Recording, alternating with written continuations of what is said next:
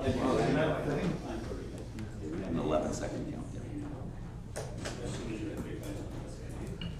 count. Good morning, everyone, and welcome to the May 22nd version of the Police Services Board meeting. Welcome, everyone. We have lots of people here today, and you'll find out in just a moment why. But first, we're going to do the roll call, and everyone is present except for Member Hall, Matt Hall, who is absent with notice. So he's indicated he was unable to attend today. We'll move on now to number 2, the approval of the agenda. So I'd be looking to have the agenda approved as currently written. Moved by Member Wiersma, second by Member Hahn. All those in favor? Carried. Now we move on to the declaration of pecuniary interest. Are there any pecuniary interests or conflicts that need to be declared today? Seeing none, we'll move on to number 4. The reading and correction or approval of the minutes, and these are of item 4.1, the general meeting minutes of April the 16th, 2024. And I'd be looking for a mover and a seconder. Moved by the mayor, seconded by Member Hahn. All those in favor, and those minutes, of course, then have been passed. Thank you very much. And now we move on to the main event for today, presentations. Item 5.1, and these are police ceremonial presentations for May 2024. And for this, of course, I'm going to hand the floor over to the chief, Mark Campbell, and he's going to conduct the ceremonies. So I will call him forward, and we will find out what's going on.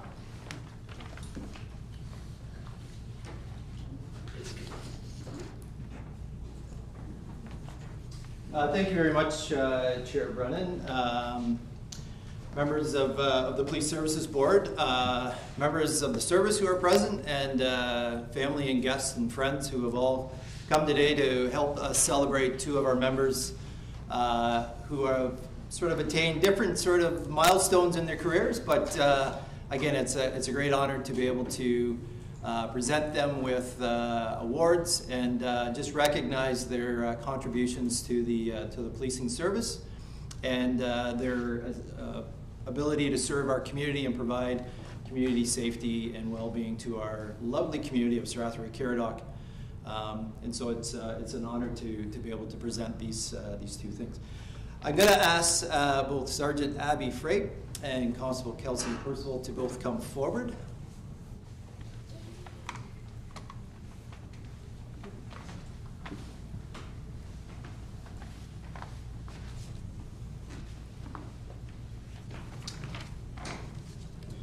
So those who are keeping score at home, this is Constable Kelsey Percival, and this is Sergeant Abby Freight. So I'm gonna start with Kelsey first, being a little less formal here. So I have some things I've written down. If I put my glasses on, I can read it here. If I hold it out here, I can probably do the same. So I'll try to do it without my glasses. So it's a pleasure to present Constable Kelsey Percival to the board for presentation of her Constable Police Badge. Constable Percival was born and raised in the London, St. Thomas area, and is joined here today by her two children, Hudson and Lachlan. Hi, guys. Her partner, Kyle, and she's also supported here by her mom, Kimberly, and her stepdad, Mike. Constable Percival came very highly recommended as an applicant, having worked previously with our organization as a mental health crisis worker as part of the Mobile Crisis Response Team. And the board will be very familiar with the work that team does, working with our frontline staff attending crisis calls. It's probably good that no one from CMAJ is here because we've hired a couple of people from their organization. And anyways, we'll get by that. Her role with this team offered a front row perspective to policing by engaging community members experiencing a mental health crisis or in providing follow-up supports to clients and or their families. She gained valuable policing experiences working with many Strathroy-Caradoc Police Service members, along with OPP members, along with collaborating with social service agencies in providing overall community safety and well-being. She has extensive work and training experiences in the mental health field involving both youth and adult clients. It seems policing was always an interest. The journey to get here has offered Kelsey many great learning opportunities and work experiences to enhance her competencies prior to joining the policing sector. She is a graduate from the, let me try reading this again. Maybe if I went there, I could have read it. She is a graduate from the University of Windsor with a bachelor's degree in social sciences and is a former student at both Lucas Secondary and Central Elgin High Schools. We're excited to have Kelsey and her family join our Strathroy-Caradoc Police Service family. On behalf of the Police Service Board, the Police Service members, and our community members, welcome to Strathroy-Caradoc.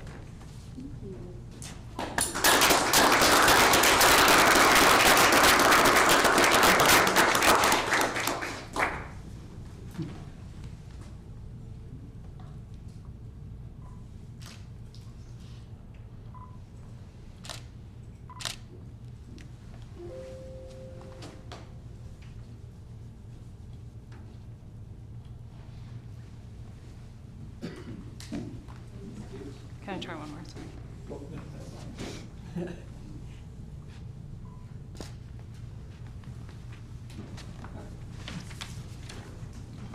I'm wondering if we have in the budget for some red carpet.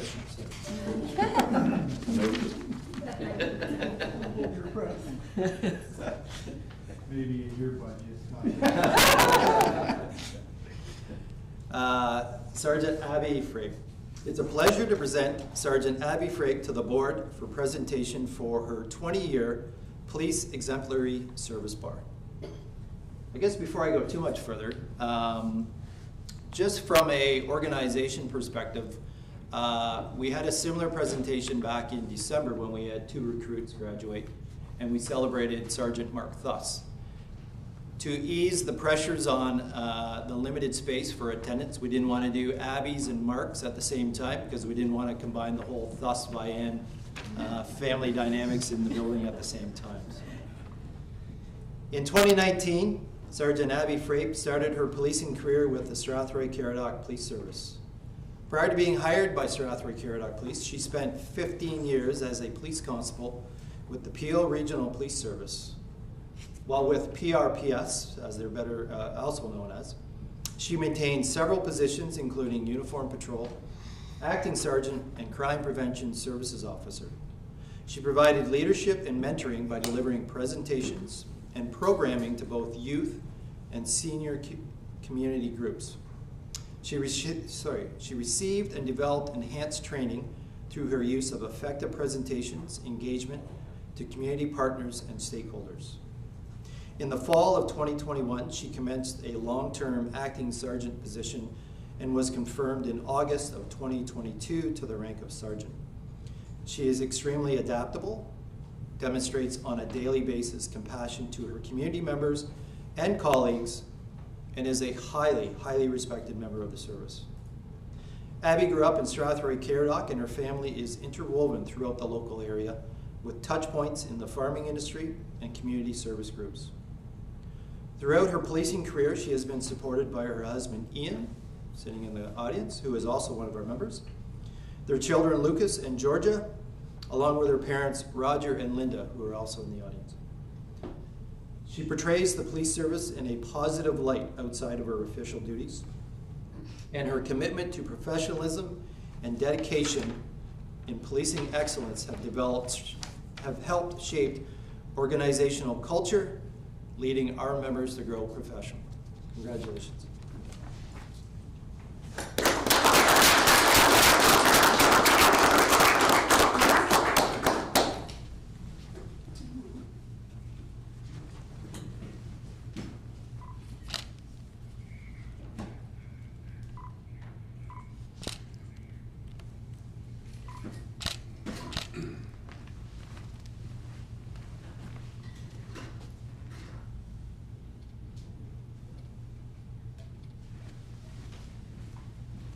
If Linda, if you and Ian want to come up further, you can come up. That's okay.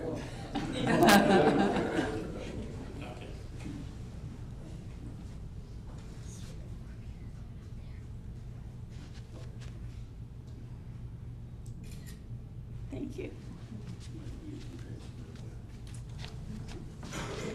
So just for those in the audience who aren't aware of the Exemplary Service Award, so it's offered by the Ministry of the Solicitor General, and it exemplifies 20 years of exemplary service, which obviously Abby has clearly demonstrated. So it's quite an honor to get that, and I know that she can wear her new medals with honor and pride. So thanks very much. I appreciate everyone coming to attend. If possible, I think we're going to try to get an opportunity to get some photos taken with family and friends. If we can, if the chairs. If we do 10 or 15, I think that's 15-minute break. Yeah. So, and perhaps if we want to do it in this room. Do we need a motion? We should, just to recess. Okay, we'll do that. Just break for a moment. I'll make a motion to recess, Chair. Can I have a motion to recess for 15 minutes? Moved by the mayor, seconded by member Wiersma. All those in favor? Carried. Okay, we're going to break for 15 minutes and for photographs, and we'll come back with the rest of the agenda. Thank you. Questions?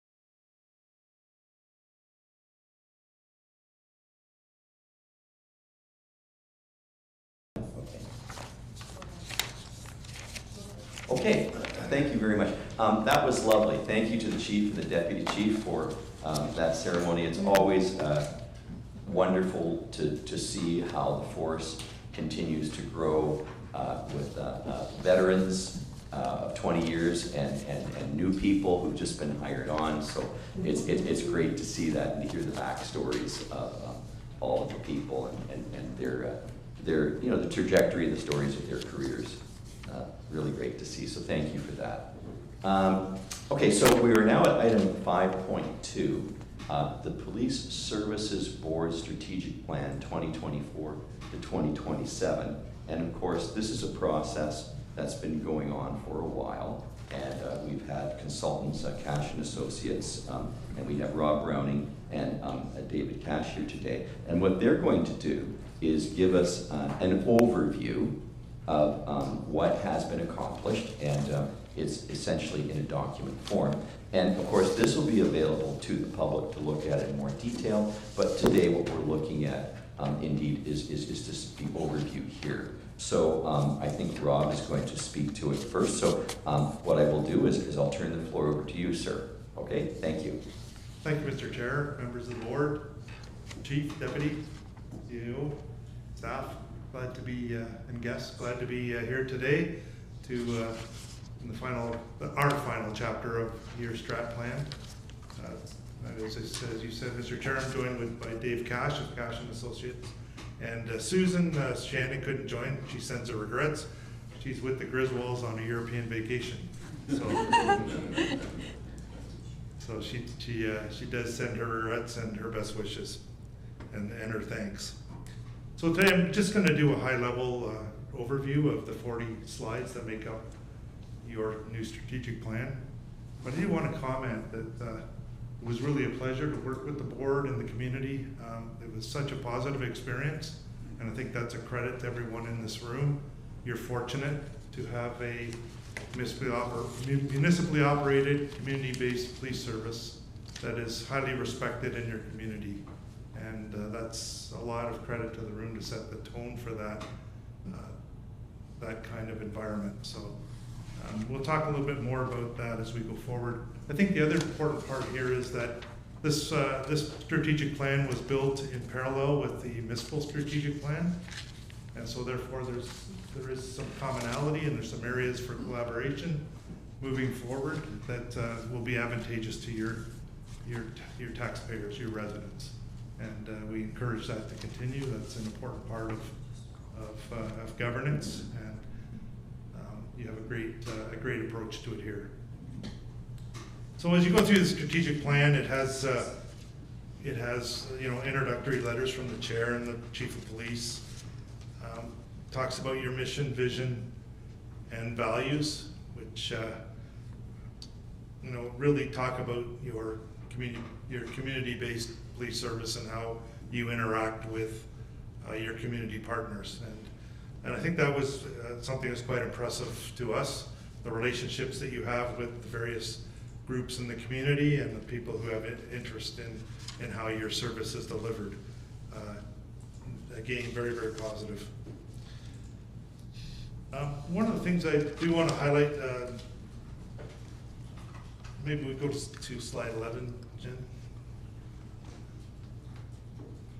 I want to reinforce that we worked with your board, your staff, and the community in developing the strategic directions and statements that you have that create your plan.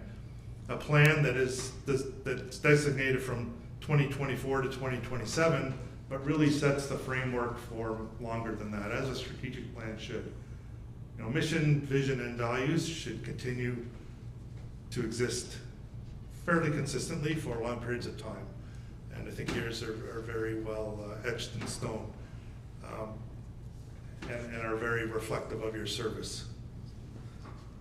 The other piece to it is that it takes many years for a lot of these strategies to be fully implemented.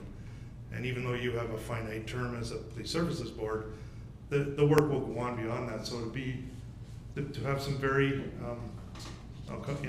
not to overuse the word strategic statements, but really long long-term visioning of what the service needs to look like and how it gets there.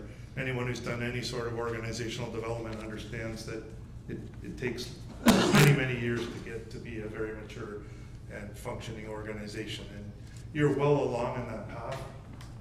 And now it's, the challenge is upon you and the chief and deputy and his staff to continue that. And just talk a little bit about the next slide, Jen, please. We did hold 29 different sessions. We've conducted 33 different interviews. We've held 2 workshops with your board. We've had a lot of interaction in between. We in collaboration with the municipal team, we had a municipal team doing the municipal side of the strategic planning. We did joint consultations. We also did surveys to the public, so there was lots of opportunity for people, both internally and externally, to comment on this work. So it was an extensive outreach to the community. On page slide 14, just gives us a quick list of some of who we consulted with, which includes groups like First Nations, the Ministry of Solicitor General representative who joins us today, Strathroy Pride, school board representatives, CMHA, hospital, the Canadian Parole Board reps, and many of the allied services. What I will say out of all of that consultation is the comments to a T were very positive. Very positive about how police services are delivered in the community, very positive about how the police staff interact with the public, and that they're although they have a job to do, they're very inquisitive about some of the events they have to attend and don't always jump to a solution quickly. They take their time to think about what the appropriate solution is in many cases, and I think that's quite a tribute to the people who are on the front line. Flip the slide, please, Jen. 2 slides, I think. So what we heard were the need for the station expansion, possibility of green vehicles, some extra space for training, exercise, and lockers, some extra room for the communications workstations, and some office space. From a human resources management perspective, we heard things about the need for attraction and retention strategies, enrichment opportunities for your staff. You are a small service, and there's a need to look at how we grow skills within people and maybe give them different opportunities in their roles. And you want to maintain them in the community. You've been fortunate to attract many of your staff who grew up in this area and have very good knowledge, and you want to maintain them. So giving them enrichment opportunities and promotional opportunities when they're available. Certainly professional development around growing their skills, not only for on the job, but for the future is important. And one of the things that came very loud and clear was the need to be concerned about their mental health. And that's more and more, I think the chief will agree, a growing trend in all of emergency services. The next slide. From a technology perspective, certainly having reliable mobile computers in the vehicles is important. The body cams have received a lot of positive feedback. They're quite comfortable with them, and they believe they're helpful in the delivery of their service. And then getting new software, like the ability to download data in cell phones and gather evidence accordingly, is very much appreciated. From a community safety perspective, we heard much about increased mental health incidents and that serious crime exists in this community, including guns, drugs, and human trafficking. And those are issues that you'll face, I'm sure you'll hear from the chief in the future about, and we'll need to work on how you're going to manage that. From a customer service perspective, we did hear about the discussion around having a collision reporting center, having online incident reporting for the less serious offenses that could be reported in a different fashion than a phone call, and then the need for maybe some sort of call prioritization software or mechanism. We know that there's a lot of calls that come into the 911 center that aren't necessarily very serious and don't need immediate action, and that they could, in some cases, some services have looked at queuing those into a system that the person knows that there's going to be a response. Moving on to I just want to comment generally from the community organizations. They all felt that the police service had a good knowledge of what they do. They said that can always improve, and have encouraged one of the messages to bring back to the chief, and that is that there is more opportunity for that kind of collaboration. They would love to see officers, when they're able to, stop in at their various locations around town and learn about them even more than they do now. And they would also like the ability for the officers to have some flexibility just to visit, rather than being on official business, when they're out in patrol, just to stop in at various events and say hello and talk and just be there and get to know the folks in those various areas of the community. As I've said before, your work with other organizations is exemplary, and I know that from talking to the chief and deputy, they make a real effort to ensure the service collaborates with the various community groups. Your level of service, no one had any negative comments. They're all satisfied. And if there's just one thing that you could do better, and that's just be in the community more often, be more visible. So again, very high praise for the community, from the community, and from every stakeholder we spoke with. In terms of the 5 strategic pillars that you developed, I'll highlight them: stewardship of assets, excellence in people and culture, customer service, community safety, technology and innovation. So you made some very responsible strategic statements in terms of how you will be the stewards of assets. You were very acknowledging of working within the municipal framework to understand the pressures of the financial situation in the city, and develop some long-term planning with the municipality to formulate your long-range plans, because capital assets are expensive and need to be planned in the longer than 4 to 5 year range. So it's good that you have that collaboration going. When we look at excellence in people and culture, you looked at what you needed to do to grow your people, keep building the culture that you've built, and nurture it even further than you have today. In terms of customer service, we talked about building communications channels to the various groups in the community, to embrace new technology in developing and using relevant to your customer service strategy, and ways to receive feedback from the community so that you can continually improve your service to them, and build your staff, coach your staff. Be transparent, use evidence-based statistics in any messaging that you have, and continue to educate your staff.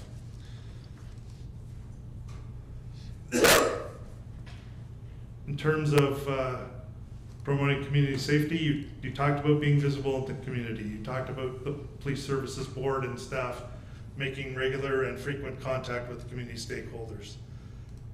You talked about continuing your collaborative approach. And then one thing that can't be forgotten is to make sure you maintain your relationships with senior levels of government to take advantage of programs and funding that may come your way. And again, that's something you work with the municipal finance on. They're often aware of opportunities in the government that may come forth, that may apply to your service. A big area for collaboration is in technology and innovation. You have an IT section in the municipality. You do have a need for someone local or a little team within your service to deal with the day-to-day operations. But in terms of the longer term and bigger projects, you know, working with the IT division in the municipality is an excellent way to accomplish that. Especially you have the NG 911 program coming online in next year. That's really is a technology program. It's moving from, you know, into the web-based IT data world from our kind of manual world today of telephones. So just those are some of the highlights without going through every slide. I do have to reinforce the very positive environment that you have created, the very positive relationship you have with your community and your stakeholders. Can't say enough about that. Can't say enough about the positive workshops we had and the product that we've created from that. So now we're going to pass this baton over to you to do the hard lifting, and a lot will, I'm sure, fall on the chief's shoulders to build the pieces that are needed to deliver on the strategies. So I want to thank you on behalf of Dave and myself and our other team, Cash and Associates and Municipal Strategic Planning Alliance, for all the great cooperation we had in this project. And thank you. Thank you very much for that. And before I go to questions, because there might be a few, I wonder if the chief had any comments on the process or on the final document. Thank you, Chair. Bit of a loaded question, I guess, but yes, I do have some comments. First of all, I wanted to make a comment about how beneficial it was that the Police Service Board aligned themselves with Municipal Council in their decision to work independently yet towards similar goals of developing strategic priorities, utilizing the skills of Cash and Associates, knowing that there was going to be great synergy in working in that space to work towards the end goals. Specifically, I want to thank Rob and Susan, you know, Dave, who we had less contact with, but Rob and Susan in particular, who were very accessible and great to work with, to reach out to receive information from, and to find alignment on a lot of the different areas that we were working towards. I wanted to acknowledge I'll call it the engagement that we both got internally and externally. Internally with members, municipal staff, board members, who provided the vital feedback to really feed this engine to help produce such an important document. And the external contributions from community agencies that we work with, either very frequently or sometimes less frequently, but the various community groups, and you heard Rob mention a few of those, in particularly our mental health partners, our education partners, some of our diverse groups in the community, the Pride group, and our Indigenous friends in the area. Already we've, and this is work that the deputy and I and some of our senior leaders have already started to mine some of the strategic priorities that have been identified here today. Looking at ways to initiate and implement some of those strategies.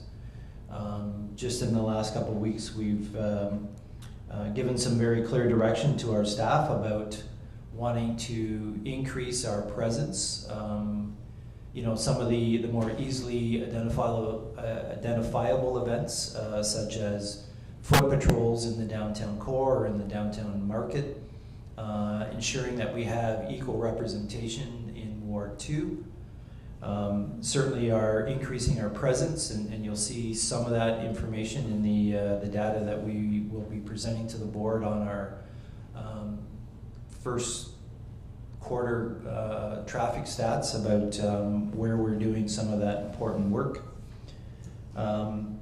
And I guess the last comment I really wanted to sort of just bring forward was, you know, the arrival of the new Community Safety and Policing Act, you know, through the Inspectorate of Policing has really put an emphasis and some greater priorities on both, not only boards, but on senior police administration to ensure that there is adequate and effective policing, and that there is a consistency in how services are being delivered across the province. And it's setting out a playbook for boards and as I say, senior police leaders to navigate and to ensure that we are offering our best on a daily basis to the communities that we serve. So I'll just I'll make those as my opening sort of comments, and thank you for the opportunity. Thank you, Chief. And at this point, I'll ask members of the board if they have any comments or questions at this time. Member Wiersma. In connection with your comments, Mark, would it be worthwhile, or I would like it, if it's possible for you or to let us know when there's a function going on in town where police board members would be worthwhile to be at, which would be more for promotion. I mean, we're not going to do police work, obviously, but if I knew, for example, there's something going on where it would be nice to have a police board member for some support, to interact with the community, to provide positive reinforcement for what we've already heard, which is not a surprise to me in terms of how well the police force functions here in town. That might be helpful. So through the chair to Member Wiersma, sorry, I got excited there. I thought you were offering to work a ride program, but Don't get carried away. It's an excellent, I think, opportunity, and I'm going to mention an event that the mayor has sort of arranged for June 5th, which is maybe more of a municipal council maybe driven exercise or event, but I think making board members aware and maybe available for those times where we're in that particular case where there's an event or a meeting being planned in Ward 2. Again, trying to act on the advice of the strategic plan about being more visible, and particularly in the Ward 2 area. So yes, we could sort of make that information available to the board. Perhaps it's through the board secretary, just sort of a schedule of events, ones that may make sense to have representation from the board present. Yeah, great. Member Hahn. I had a few things also, and excellent report and progress, and really enjoyed the full interaction and the interviews, and your Rob, your direct leadership with our board too. It was fantastic.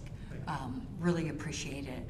I know we talked a little while ago, and I hadn't brought this up, but someone in our board did, that now that once we approve this strategic plan, that we would maybe hand deliver hard copies to the identified groups that you had presented.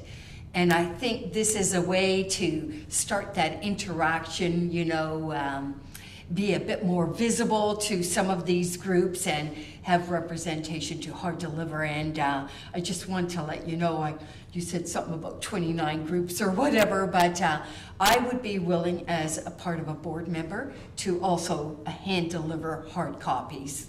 Like I'm thinking of the MHA or community living, you know, to set up a short little 5-minute hand deliver, and if you have any questions. But I just wanted to bring that forward to the board, to the chief. I'm also pleased to hand deliver. And the other part we had talked about was to encourage, follow-up in the years ahead. It's a 4-year plan, and I really like what the chief has already said. He's worked with the deputy chief and his staff already to mine through some of the strategic direction for their staff. But I'm also looking at maybe setting up something a little bit more formalized, whether it's quarterly updates, because in year 2026, it may not be as relevant again in, the future years. So I know as a board member, I just like some quarterly updates, or it becomes part of our communications. So that's what I wanted to bring forward. Thank you very much. Any comments from the mayor? Yeah. Thank you, Chair. I'm going to ask Jen, can you put up slide 7 for me? I just want to speak to something. And while she's doing this, to comment, yes, thank you. The chief has agreed to join me at my mayor's open house in Mount Bridges on June 5th. So I think that's a very positive step to have the chief or any police officer come out to Ward 2. But when, I'll just wait a minute on my comments. So Jen, I apologize for this, but if you have it, or I can read it. I have it, it'll just take me a second. Okay, well, I'll read it, because I think I think the mission statement was very important. If we got in a lot of things from the process, the strategic plan will change. Annika, you were talking about updates, but I think the mission statement, which I'll read, is our mission is not to stand above, but to stand within our community and to work hand in hand with our community partners with our focus on helping lead our community to be engaged in a safe place to be. I think that's very important. Those are powerful words, chief and deputy chief, and I think that's something that will outlive, the strategic plan when it comes to technology and expansion. I think for me, for lack of a better word, that was worth the price of admission, Chair, because that is something that will, and to have that in words and to tell the community that, the police department stands with them, not above them. To me, those are very powerful words, and that sums up my feeling, because everybody knows I'm big about the community and being part of the community. So I want to thank Dave and his team for the work, but for me, slide 7 says it all. Thank you for that, Mayor. And then on behalf of the board, yes, I would like to thank Rob and Dave and Sue. It was, as these processes go, it went really well.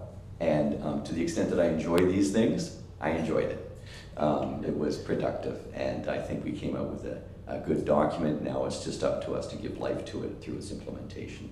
So thank you very much. And final comment to the chief? Yeah, if I may, Chair, and just to sort of loop back to the comment or the question from Member Hahn, certainly through the monthly reports, with the arrival of this strategic plan, we have some very clear identified strategies that we want to work towards, that we will help reference with some of our data collection that we are providing to the board, certainly on a monthly basis. But again, also through the annual report, I think it is an opportunity for us to provide a bit of a scorecard as to, which of those strategic priorities, we are advancing on or have advanced well into, and which ones may require still a little more massaging for us to acquire a complete check mark beside. So I think there is an opportunity, again, through the monthly reports, but again, capturing it in the annual report, just sort of where we are on that roadway. And just to make it official, we have 2 recommendations, and I'll read them together. That the board receive the Strathroy-Caradoc Police Service Board Strategic Plan 2024 to 2027 presentation for information, and further, that the board adopt the Strathroy-Caradoc Police Service Board Strategic Plan 2024-2027. I need a mover and a second. Moved by the mayor, seconded by Emily Riersma. All those in favor, and it is carried. And again, thanks very much to Cash & Associates for a fine document, a great process. Thank you, Chair. Thank you. Now we move on to item 6, communications. Quite a few here, 13 in total, I believe. Are there any that you would like to pull out for discussion? Any members have? So, Member Hahn, which ones would you like to pull out? I'd like to pull out 6.1.1, 6.1.11, 6.1.12, and 6.1.13.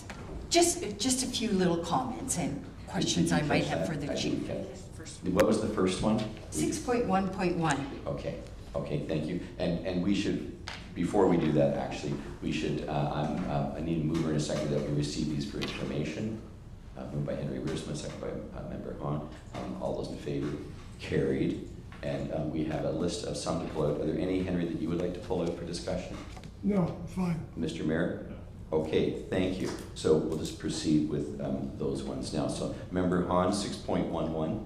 And this is just a question, it could be to the deputy chief also. I thought that was interesting about this, the seconded officer program. And I know that Rob was talking about enrichment opportunities. And I know we have to balance our police force, but were there some officers that you felt were interested or qualified to maybe consider a 2-year period with this program? Through the chair to Member Hahn, I'll start, and then I'm sure the deputy will have some additional comments to make.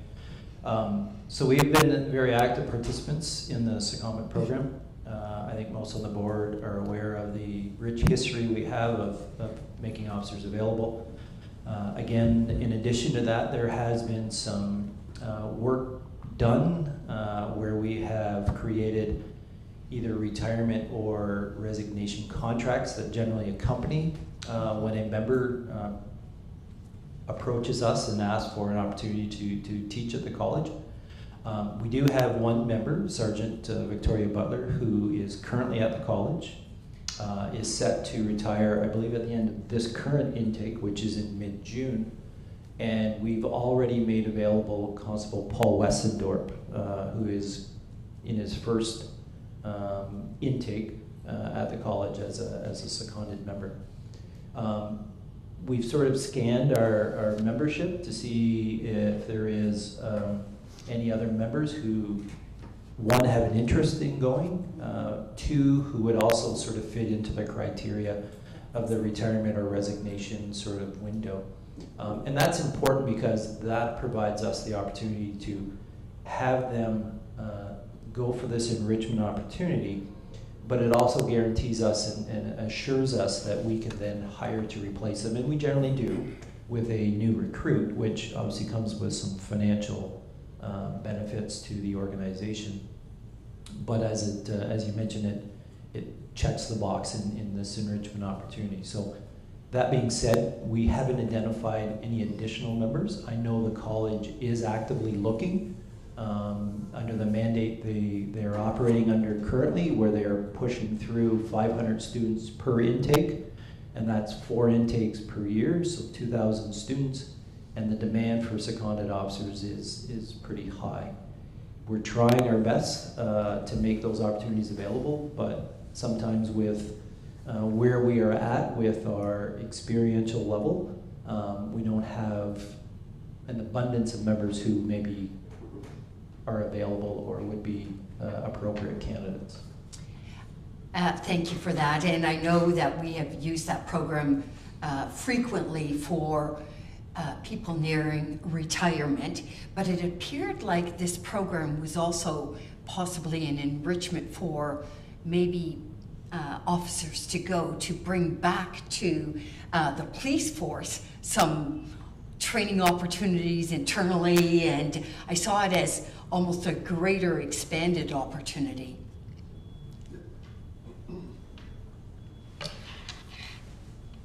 And that is the case. So it's a balance between having our members attend and for a 2-year secondment and keeping our members in the community. So that's a balance. Yes. Sending some of our trained individuals to the college takes that specialty away from our service, such as our in-service training that we have to do every year.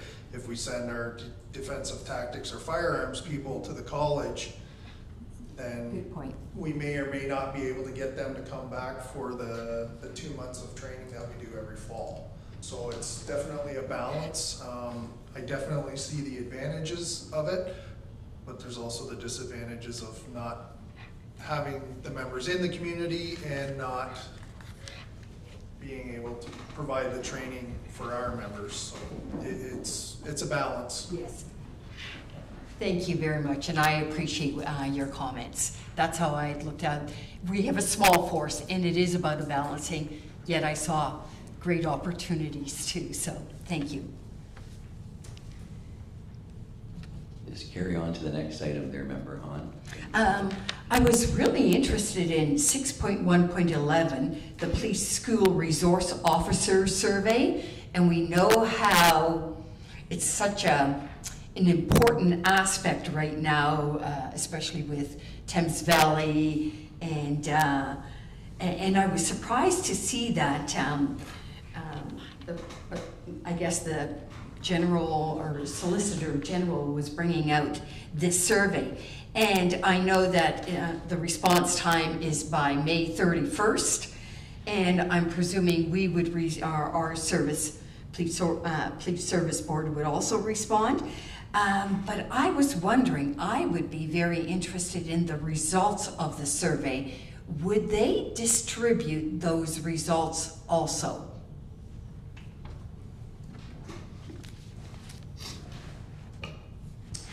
So I have forwarded this to Constable McIntyre to complete the survey, and I'm fairly confident that they will release the results of the survey once it's completed.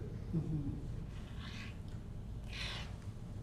Am I correct that it would be sent to every municipal police service board, this survey, in Ontario?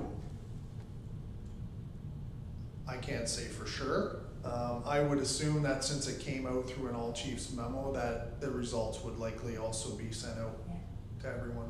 Mm-hmm. And if it isn't, then I'll ensure that you get to see it. Why I was really interested, like I said, I know in London it's such a touch point right now, and I wondered if there was going to be an Ontario direction on the importance of, the resource program and the education and the presence in the schools. So I took it to being that there's now a higher direction coming forward. So it was just a comment I was interested in. And just to touch on that, I know that the ministry is very supportive of the police and, the Solicitor General's office and the Education Ministry are very supportive of the police in the schools, and they are working towards a collaboration to mend fences and get police officers back in the school in some capacity. If I may, just an additional comment to the deputies, to Member Hahn. I'm sure that Constable McIntyre, in completing the survey, will draw upon some things that are identified in this month's board report, where other school opportunities that she has undertaken to reintroduce herself and some of our colleague or collaborative partners into school settings. Two examples being, an opportunity to go into the local Mennonite school. I saw that. To bring that opportunity and that learning environment to those young children, as well as she helped coordinate an event at SDCI along with a lot of those community collaborative partners, which sits traditionally outside of the school resource officer program, but it was another touch point inside the school with student and staff. Thank you. Okay, I'll go on to 6.1.12, the United Nations WGAD Ontario visit. I've never heard of this, so I was interested in it, and it was done May 15th, 16th in our area. It could be announced or unannounced visits to detention centers, and I was wondering if you might know, did they visit the Elgin Middlesex Detention Center? Through the chair to Member Hahn, I would say by the shaking of the heads, no, by both myself and the deputy. This is sort of a little bit outside of our wheelhouse in regards to daily activities. I wasn't aware of this visit, and I'm not sure if they visited Elgin Middlesex. I would hope they would have, in regards to a lot of the history that has occurred in that specific facility, and I'm sure that it was highly identified on their places to go because of that long history there. So the purpose and the follow-up of something like this from United Nations, oh, I've never heard. Is that something they do quite regularly in Canada? Or I know that they go to different countries all over the world, but I've never heard of this. And what kind of direction or what kind of opportunities do they have to make changes? Again, through the chair to Member Hahn, my read of the memo from the Solicitor General's office is it looks as though it's perhaps a fact-finding mission by this group to look at some of the pretrial detention or sentence activities at facilities to ensure or perhaps determine what is happening here, both provincially or even nationally, is fairly common, normal in regards to detention histories. So obviously, out of COVID, the justice or the judiciary changed a lot of what would have been the pre-COVID norms in if you were held in custody, you would have an opportunity to appear before a justice or a judge in person. That obviously changed during the COVID period, and there was a lot of electronic or virtual appearances. So I think as a result of that, now that we have sort of cycled 3-4 years out of that, what is still being maintained, what is back to, say, pre-COVID experiences. Is there opportunities to find a bit of a blended model? That's kind of my read into what this visit and this opportunity is presenting maybe to this group. Okay. I'm assuming, again, because they've made notice to the Solicitor General's office that they are making these visits, that they would perhaps make any information they gleaned available back to the ministry, hopefully in a report, for them to report on maybe what their findings were. Okay. Thank you. 6.1.13, and I would like to ask if the chief could tell me commissions under the Great Seal. In layman's terms, what does this mean? What's this importance to us? And I didn't really understand it.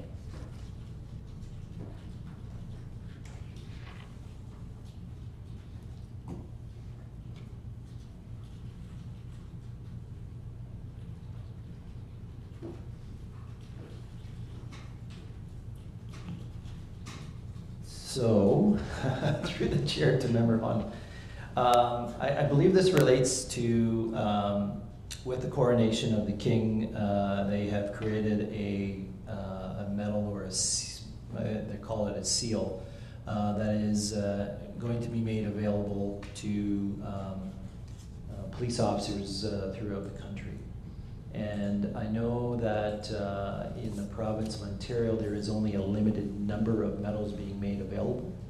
And I know that through the Ontario Association of Chiefs of Police, along with the CACP, the Canadian Association, they are advocating to hopefully see that number increase so that more members would be eligible to receive the medal. So I think that's what it's in relation, that's what the correspondence is, just sort of identifying, one, the creation of a new medal or award, and requirements for applying for that award.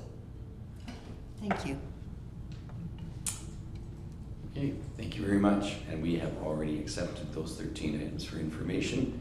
So I think we're free then to go on to item 7, the review of monthly police service reports, starting with 7.1, monthly activity reports for April 2024. Chief, do you have anything to tell us on this or any of the others? Thank you, Chair. I know just due to the length of the number of items and reports for this month's meeting, I'll maybe just ask, the information has been presented in the annual or the monthly reports, and certainly if there's any specific inquiries or questions from any of the board members, I'll certainly be happy to answer those. I'll just start off then by saying that we did a recommendation that the monthly report 7.1 to 7.5 be received for information. Do we have a mover? And Henry Versma and Inika Hahn, all those in favor? Okay, so they have been received for information. Do we have any questions on items 7.1 through 7.5 for the chief today? Member Hahn. I had a question for the chief. Under the CID report, it talks about the number of sex offender, and the word is resignation, and there were 4. Is it, that's a new word now, resignation. What does that mean? And I have a twofold question, or should it be registration? I wasn't sure. But once your name is on the sex offender list, does it ever come off? And what about minors? Does their name go on there? So maybe a little bit of clarification of when as a police service board do you bring forward names for the sex offender list? And can they ever, sorry, you go ahead. Sorry, and through the chair to Member Hahn, I'm just going to make a comment, and then I know the deputy's going to sort of follow up. Maybe I shouldn't say this. I'm sure those who are on the sex offender registration would like to see there be a sex offender resignation, so their name could come off, but I think you're correct. It is Registration. Registration, sorry, and we'll get that spelling corrected. Oh, not a problem. I just wondered if people's names come off of that list. So, Sorry, this is where I'll defer to the deputy. Okay, so there's 2 sex offenders in Ontario. There's the Ontario Sex Offender Registry, and there's also the National Sex Offender Registry. Under the criminal code, there's various offenses that would implement being added to the sex offender registry or require registration. There are specific time periods. There is in Ontario and Canada 10, 20, and lifetime requirements, and it's all based on the offenses convicted of. So some have to register for 10 years, some are 20, and many are lifetime registrations. So, and that's all based upon the convictions. So their names do, let's say after a 10-year, could maybe come off of the list if Right. they've had no other dealings with. Correct. Yeah, it's actually legislated that they do have to come off.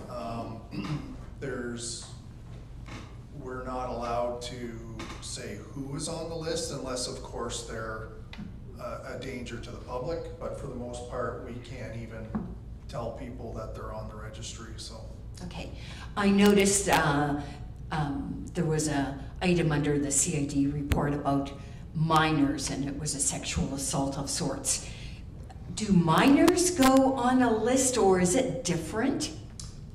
No, those under 18 cannot go on the SOR, okay, or the sex offender registry. It has to be an adult. Okay. Sorry, if I may, Chair, just related to the inquiry by Member Hahn, but a little bit separate.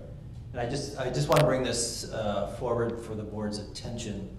So provincially, there is a lot of discussions going on at the OACP level in regards to both the Ontario Sex Offender Registry, so the OSR, as well as the National Sex Offender Registry. So the difference of the two is the national one obviously incorporates the entire country.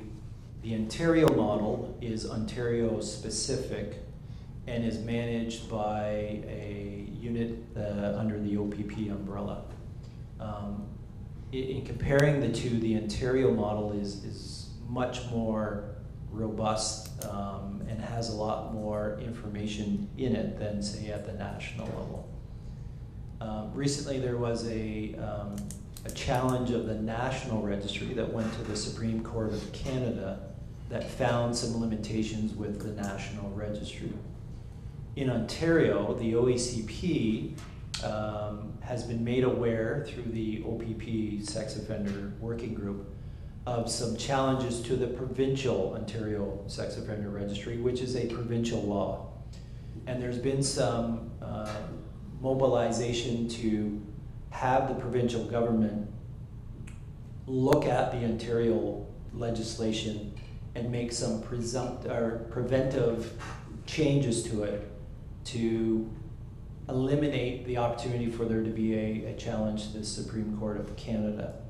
So it's really about problem recognition, understanding that there is a potential challenge to the Ontario model, and that we would like the Ontario government to start the process of making it a more secure piece of legislation so that we don't lose certain elements of the registry that are vitally important, not only for investigators, but probably more importantly for victims of crime, to ensure that they are well protected from violators who have been convicted of sexual offenses. So you may hear that at future OAPSB meetings about work or projects that the province is working on.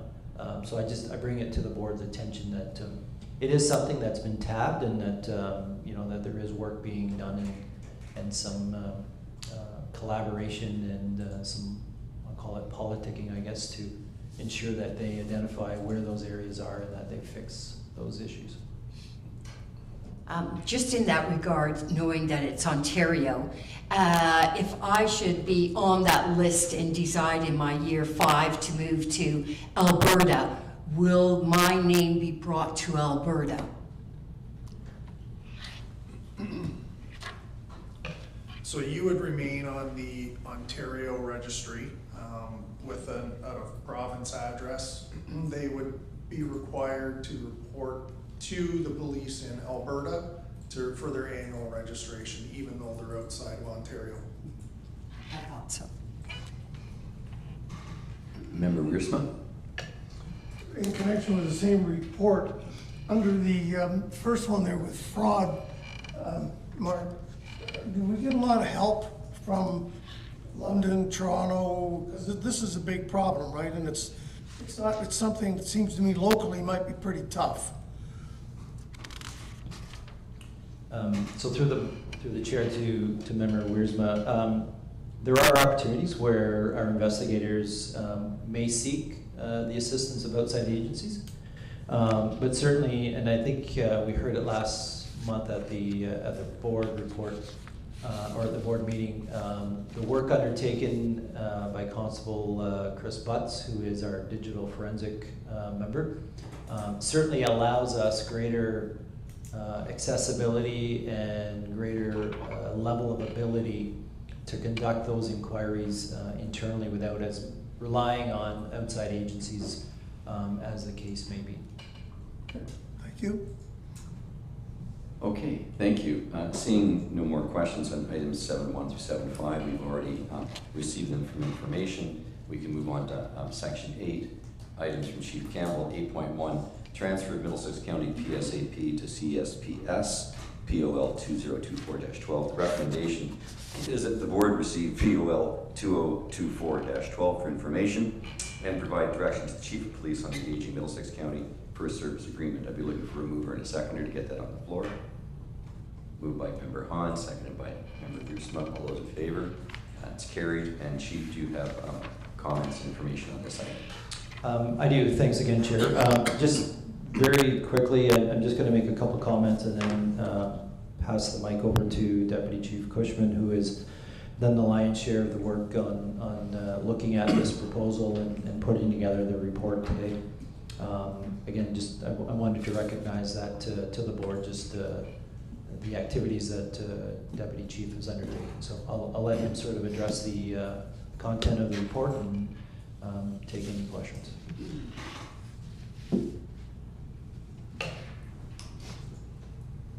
So, with the report, the county approached us with their 911 calls that are currently going to London Police. There was a change in the way London was going to operate, and the county looked to us to see if we could provide that service to them. We collected some data, and with that data of telephone calls that went to London Police and then were directed to EMS in the county and also to OPP, we came up with a proposal for a costing to the county for that service. What it would mean is we would need to increase staffing by 2 full-time positions, which would be assigned to either 11 a.m. to 7 p.m. time period or a 10 to 6, as these are the busy periods of 911 calls within the county. So we would require those 2 extra persons. We would require another setup desk in our communication center. So with that being said, the amount of $300,000 is recommended to be put forward for that service. It will cover costs for 2 full-time equivalent employees and should cover off, or will cover off, any required equipment and licensing for CAT or computer dispatch equipment and licensing. So, any questions? Mayor? Yeah, more comment. I mean, I'm in favor of this, and I'm not sure if this question's appropriate for here. I'm just surprised that the request came from the county, because understanding the county as the upper tier in the municipality. So maybe Deputy Chief, so does the county oversee the 911? I'm just curious how the county is involved in this. Not, you know. So the county is responsible for 911 calls outside of the primary PSAPs in the county. So London Police have a primary spot, as does Strathroy-Caradoc. The OPP and EMS do not have a primary answering point for 911 calls. So the county is responsible to direct those calls to either London or Strathroy. There are other options. They could go to a Northern 911, but they've approached us, as we already do fire. So any 911 fire call that comes in from outside of Strathroy-Caradoc would go to London Police first and then be redirected to us. So this would eliminate that basic buffer through London to us. It would just come automatically to us. So what it would mean is that those fire calls come directly to us. EMS calls would be answered and sent directly to EMS, and OPP calls would be directed to them. As an additional comment to the deputy's answer is, I think the history that Middlesex County has with direct oversight over the ambulance service, and looking back at the fire dispatching contract that we entered into, I guess going on almost 10 years ago, it was the county who led those discussions, I believe, on behalf of the lower tier municipalities. So as the deputy has indicated, there's 2 911 centers in Middlesex County. One at London Police, one here locally. Yeah. Those calls that obviously involve police and or ambulance services outside of Strathroy-Caradoc land at London Police, end up in either the OPP Communication Center or at the Central Ambulance Communication Center, and then get dispatched. So I think because the county has had that ownership of the responsibility of paying for the services on behalf of the lower tiers with London Police, that's how they sort of looked towards us. And I think the history we've had with them over the fire dispatching contract. Okay. Oh, Member Hahn. I had a few questions, and I guess maybe three. The data, it says, would be an average of 60 to 80 calls being received. Is this in addition to what you normally receive? The 60 to 80 that was highlighted would be the additional calls? Correct. So Okay. those would be, the 60 to 80 would strictly be transferred calls to EMS or to OPP. Yes. Because fire calls That's- already come to us anyway, so Yes. they're not included. Okay. So that was, I just wanted clarification on that. The 300,000, I feel, is a bit low. And the reason is, I know that you had talked about, you know, the 2 full-time communicators, but we also know the growth in our areas. London is one of the fastest growing areas, and I don't know if you call, is Lambeth considered London? Sorry. Yes, Lambeth is considered part of London. And Lucan is separate. Lucan is part of the county. Yeah, so places that are growing on the perimeter of London have fast growth. Likewise, Strathroy has fast growth. So I could see that there might be a need actually for, I'm making comment, 3 full-time equivalents. I also noticed that you did mark about the staffing model would provide a 3rd part-time communicator. Also, you mentioned about a 3rd communicator between these hours, and that the communications supervisor would be able to assist as needed, and I think that could be increasing. So I don't know if you've brought those numbers to them or if they provided that number for you, but I think if we're looking on future growth that we're already facing, and knowing that there's a little bit of, you know, time from the supervisor and some more 3rd communicators, 11 a.m. to 7 p.m. weekdays and on weekends, I thought it was light. Yeah, so our current staffing model, we introduced a afternoon shift some time ago, and that is primarily filled with part-time staff. So some of the staffing model that we are forecasting in this area is really converting some of those part-time shifts into a full-time position. So we're already budgeting some of those salary dollars. We're just moving it from the part-time position to a full-time position. So it's not, say, in addition, we're not adding 2 additional positions. We're sort of changing the structure of those positions. There will be some additional part-time, I can't remember, was it the 10th part-time position? That's because we want to expand and sort of look at some additional hours for afternoon shift coverage, which will mean that we offer more part-time hours. But the 2 positions that we're talking about moving into full-time really are being covered by part-time employees now. So that's why the 300,000 is reflective of that. It's not in addition to 2 additional staff above what our current complement is now. Does anyone else feel that the 300,000 is low, being a bit projectory, visionary. I know we're doing the new capital improvement on our police services, and I recall that we were having another unit in there. If I kind of visualize, I remember there was 3 and 1 extra if you needed it or something.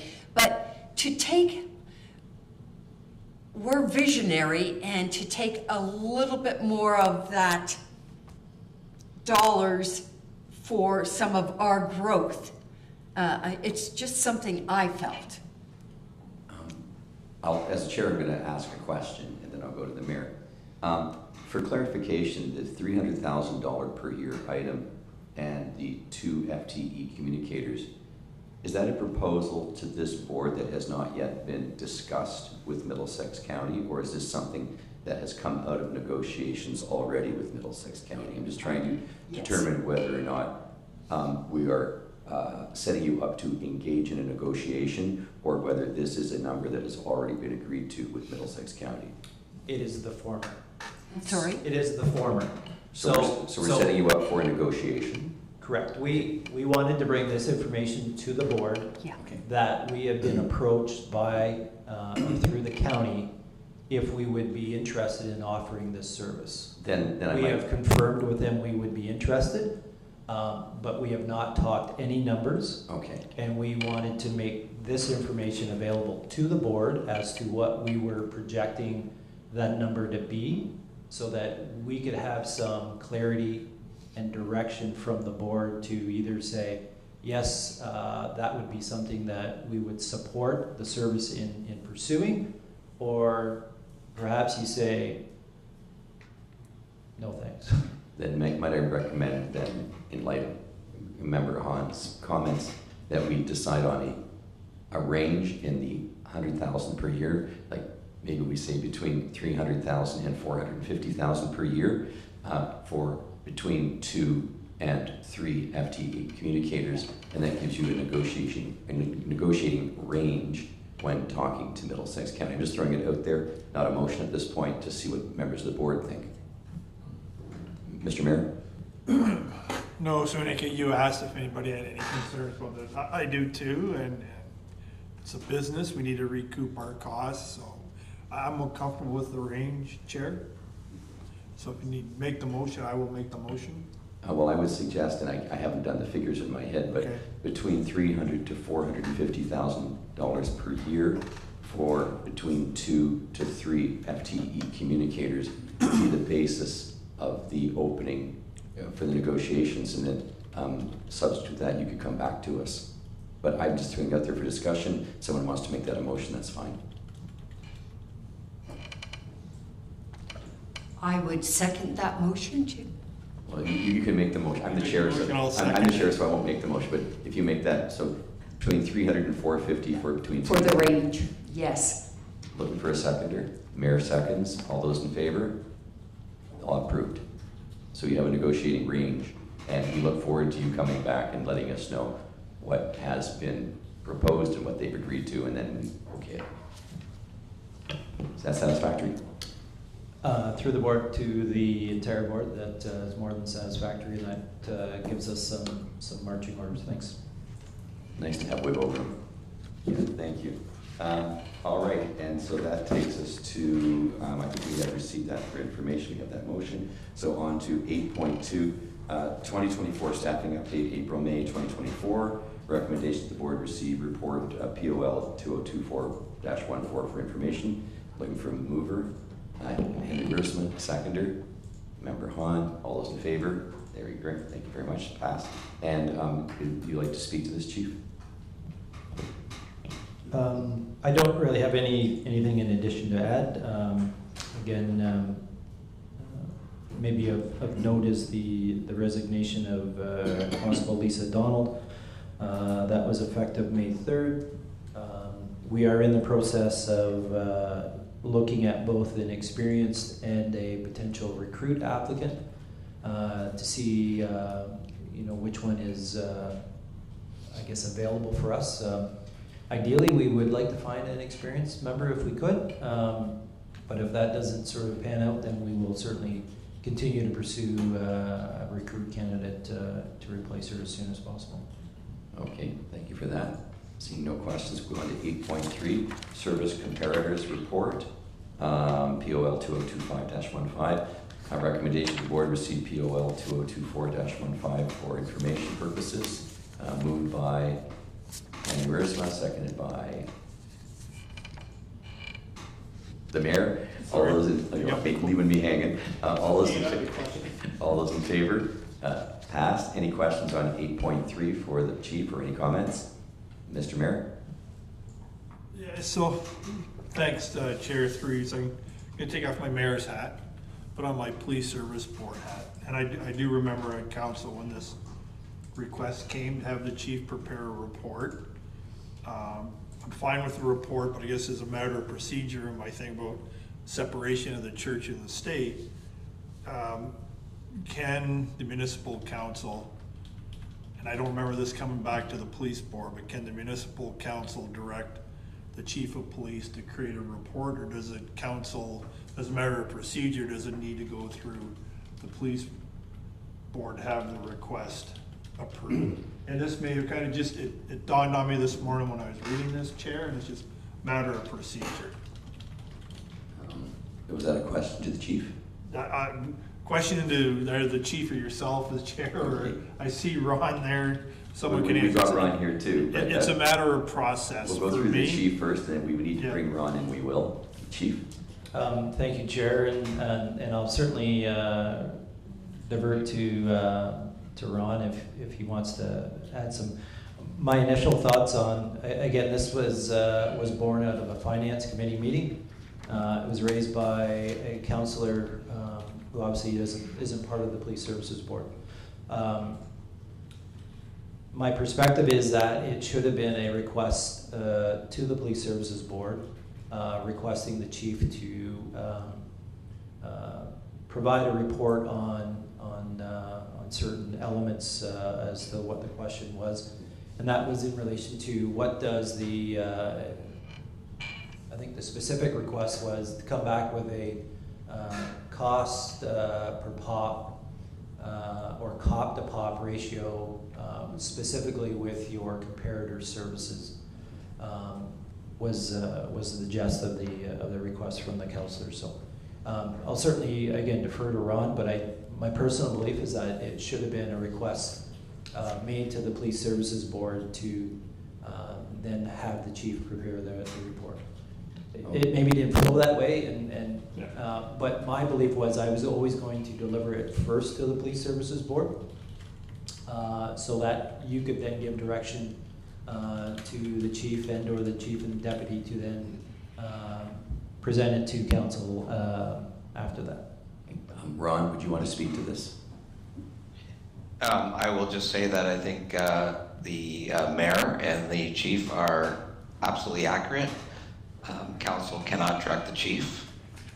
So how you go about handling it going forward, as it's presented to you as a board, you're free to do so, but the initial request coming from council should have come through the board.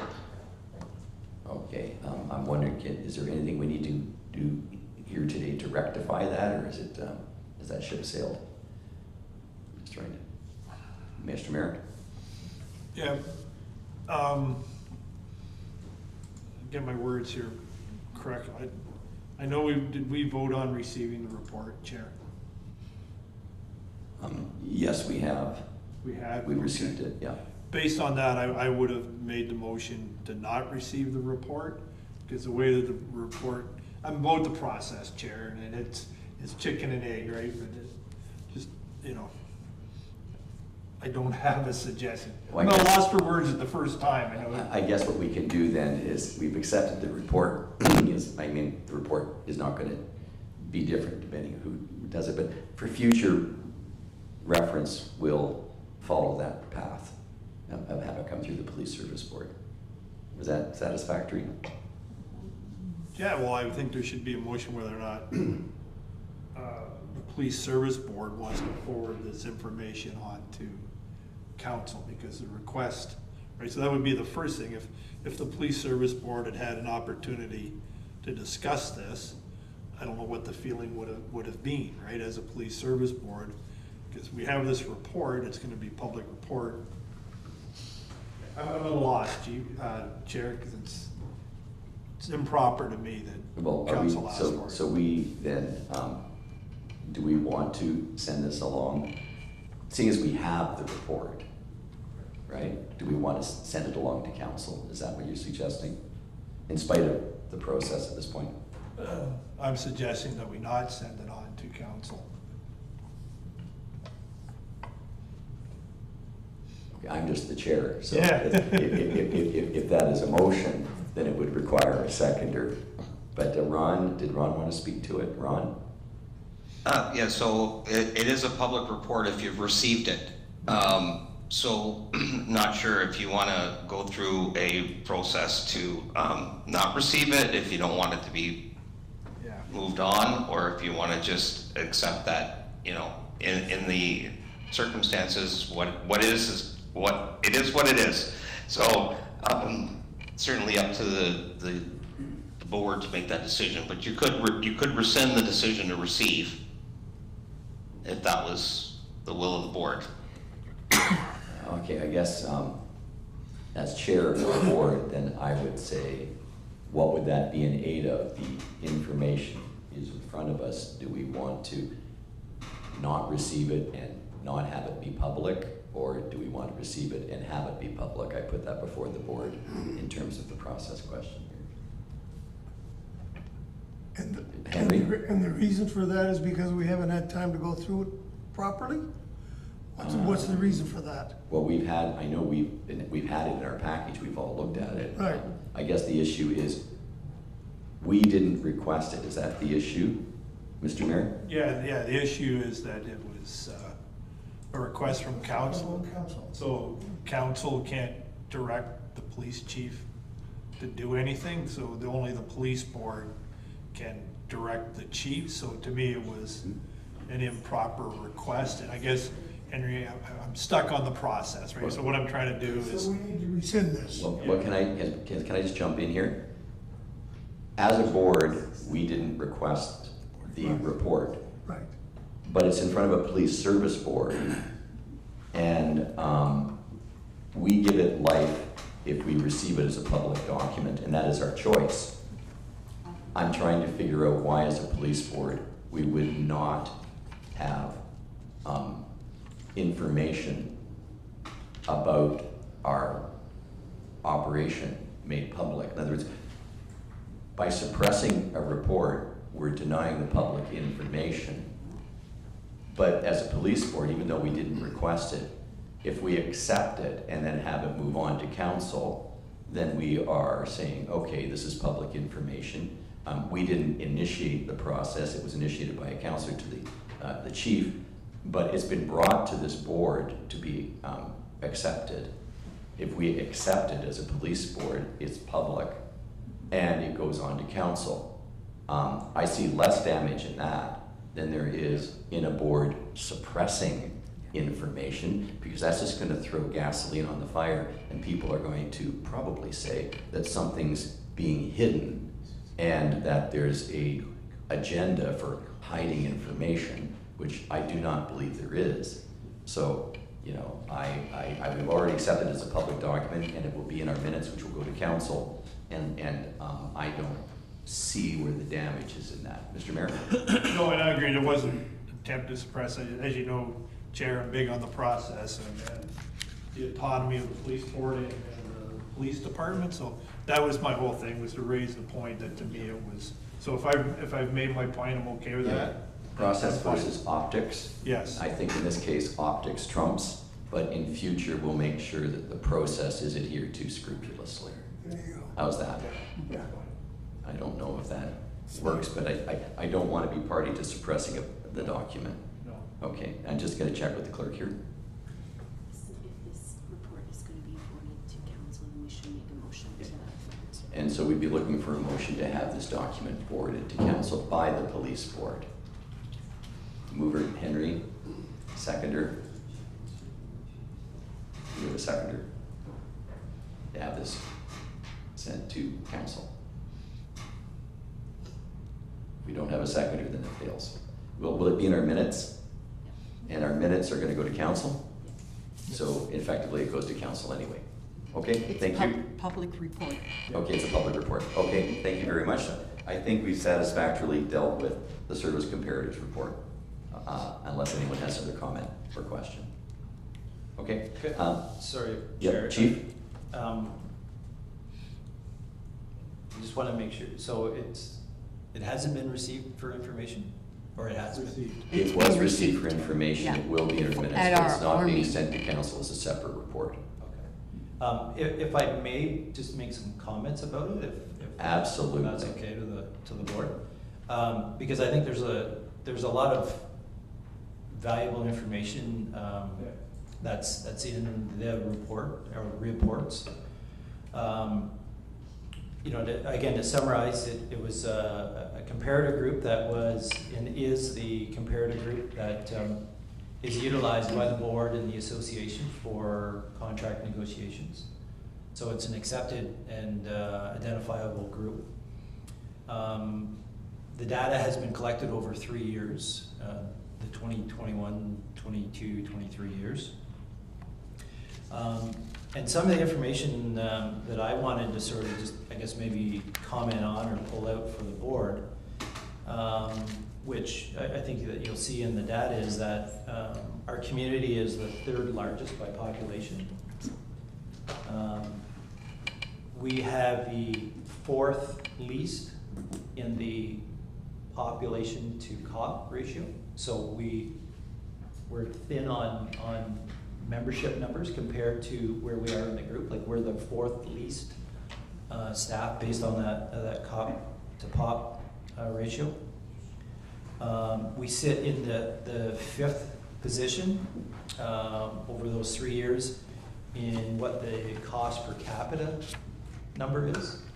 And again, I think using cost per capita is an appropriate numerical number to look at, as opposed to COP to household. Because in this community, there are some rural areas where there is a municipal address, but there isn't, say, a residence, and there isn't residents living on that property. So if you use the COP per residential property, it's a different number than when it's based on your population. And I think that everyone in this room knows that any age group in our community could be someone that we are providing services to, whether it's a newborn or someone very, very elderly.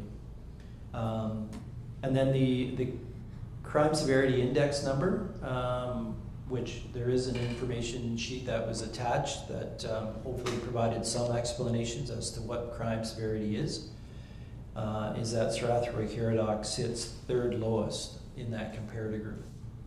So to kind of connect some of the dots here, we're the 3rd largest population base. We are 4th smallest as far as number of officers per that population. We're 5th right in the mid-range on the cost per capita, but we have the 3rd lowest crime severity index. So big population, some limited numbers of staff doing that work, and we're providing a very safe community. So, you know, there's some takeaways in that, and again, I would be happy if you know, if others in the community wanted to hear some of these comments, I would be prepared to do that. But again, I appreciate the board and having the opportunity to sort of just make those comments in regards to this. We welcome that, and we'll find out if it's the will of council to have the chief speak to these in the future at council. And that's something that council certainly can do. All right. With that said, 8.4, speed signs, Q1 2024 POL 2024-16. And just a recommendation, the board receive that item for information purposes. Do we have a mover? Henry, a seconder, the mayor, all those in favor? Fantastic. Do you have any questions or comments on item 8.4? Emika? There were a lot of charts, and I wondered if the deputy or the chief could just tell me a summary of all those charts. I just need a summary at the end.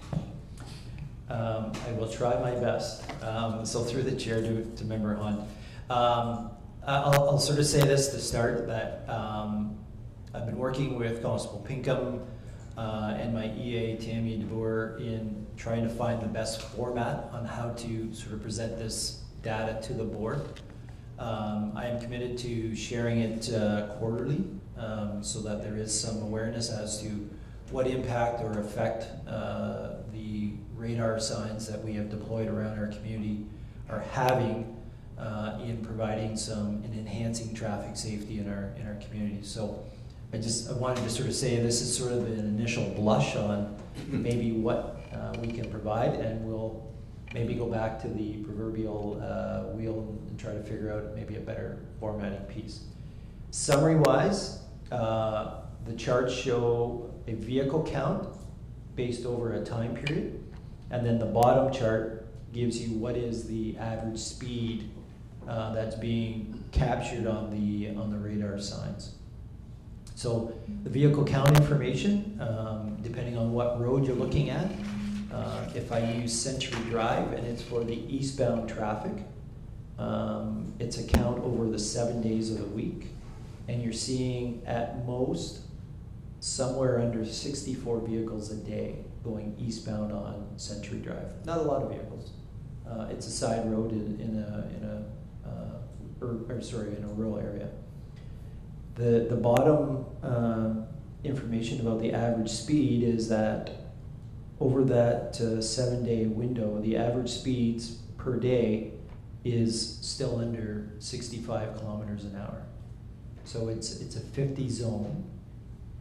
It's signed as a 50 zone, and the average speed is still somewhere under 65 kilometers an hour, which is, in my opinion, in an acceptable speed range in a rural area such as that. Century Drive is a tar and chip paved road. It's a straight section of road, and the sight lines are fairly good. So somewhere in that 10 to 15 range is a fairly common sort of speed adjustment that you will see. For example, anyone traveling along the 400 series highways, you'll probably find that most of the motorists are traveling in excess of 15 to 20 over the limit. And the charts, I think, for all of those roads demonstrate that there is awareness by motorists, and there is an adjustment of speeds once they are seeing the signs. So I think that the speed signs are an effective tool. It's an educational tool, again, to help bring awareness and to adjust driver behaviors so that they are more compliant towards what the posted speed limit is. Thanks for that, Chief, and we appreciate any refinement in the graphics that can make those points a little bit more obvious. Thank you. On to 8.5, traffic, provincial enforcement stats Q1, basically a recommendation the board received the report for information purposes. Do we have a mover and a seconder? Inika and the mayor, all in favor? Thank you. Any comments or questions on this item? Okay, then we'll quickly go to inquiries or comments by members. Do we have any today? And then what we're going to do is we're going to take a 10-minute break, bio break, before we go into in-camera. When we return, we'll go into in-camera. So let's take a 10-minute break then. Can we have a motion to take a mover and a seconder to take a 10-minute break? Moved and seconded by Henry and Inika. All those in favor? Great. We'll reconvene at 12:02. Thank you.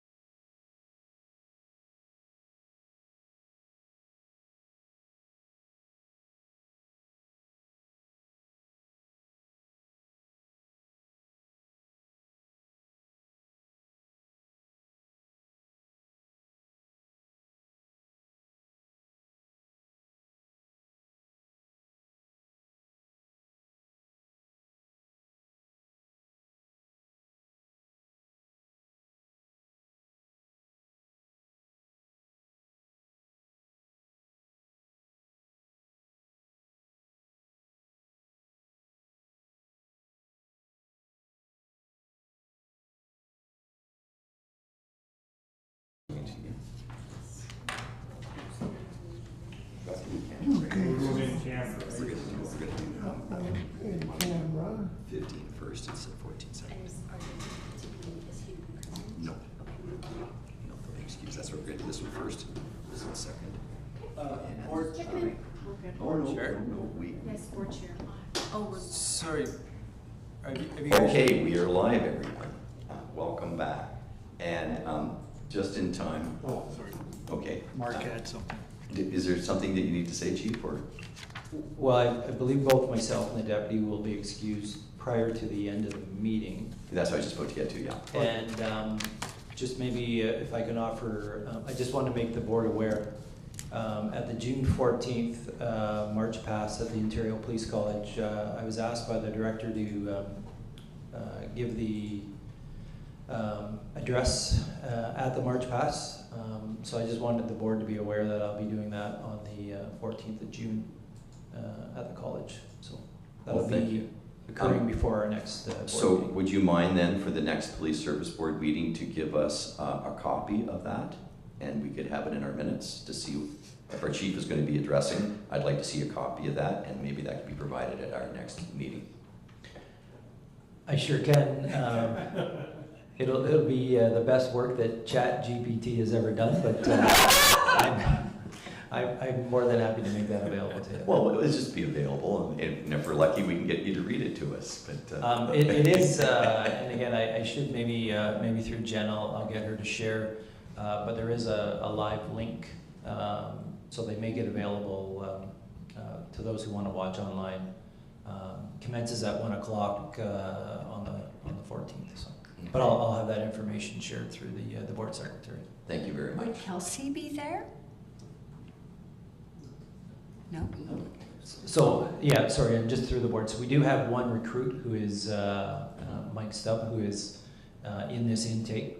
And because of my role as the guest speaker, he will be the flag bearer for the event. Oh, perfect. Good for Mike. Love that. Nice. All right, in-camera matters. The board may move into closed session for the purpose of discussing the following. One item in accordance with council's procedure bylaw to approve in-camera meetings. And let's see, I have to read this right. 2 items pursuant to section 44, sub 2, sub B of the CSPA as amended regarding personnel matters about an identifiable individual, including municipal and local boards. And the recommendation is that the board move into closed session at 12:02 p.m. for the purpose of discussing the following. One item in accordance with the council's procedure. I just said that. So is that a mover and a seconder that we can move into camera? Moved by Inika Hahn, seconded by the mayor. All those in favor, thank you. So we are now in camera. Do I need to pause for a moment?